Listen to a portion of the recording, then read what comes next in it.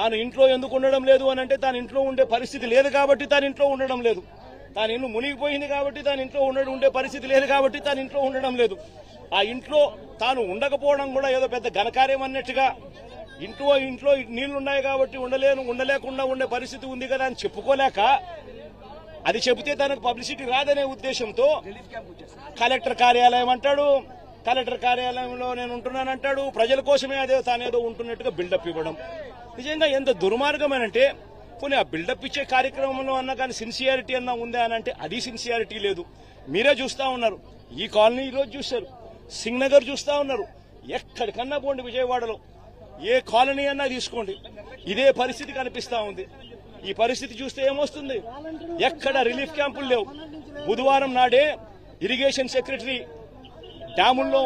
డ్యాముల్లో ఉన్న flood cushion ఏర్పాటు చేస్తూ కాస్తో కూస్తో ప్రతి డ్యాంలోనూ కొన్ని నీళ్లను కిందికి వదిలేసి ఫ్లడ్ కుషన్ ఇరిగేషన్ సెక్రటరీ ఏర్పరిచిందంటే, బుధవారం రోజు రెవెన్యూ సెక్రటరీ పరిస్థితిని గమనించి, ఎక్స్ట్రీమ్ రెయిన్ఫాల్ రాబోతోందనే పరిస్థితిని గమనించి రెవెన్యూ సెక్రటరీ రిలీఫ్ క్యాంపులన్నీ కూడా ప్రణాళికాబద్దంగా ఏర్పాటు చేసి ఉండింటే, ఆ రిలీఫ్ క్యాంపులలో వసతులన్నీ కూడా ఈ జనాభాకు తగ్గట్టుగా రిలీఫ్ క్యాంపులు ఏర్పాటు చేయడం, జనాభాకు తగ్గట్టుగా ఆ రిలీఫ్ క్యాంపులలో వసతులు ఏర్పాటు చేయడం రెవెన్యూ సెక్రటరీ గాని చేసి ఉండింటే, హోమ్ సెక్రటరీ వెంటనే తాను కూడా లోతట్టు ప్రాంతాల్లో ఉన్న ఈ ప్రజలందరినీ కూడా రిలీఫ్ క్యాంపులకు షిఫ్ట్ చేసే కార్యక్రమం హోమ్ సెక్రటరీ కూడా చేసి ఉండింటే, 3 డిపార్ట్మెంట్లు అనుసంధానంగా పనిచేసి ఉండింటే ఈ విపత్తు ఉండేది కాదు.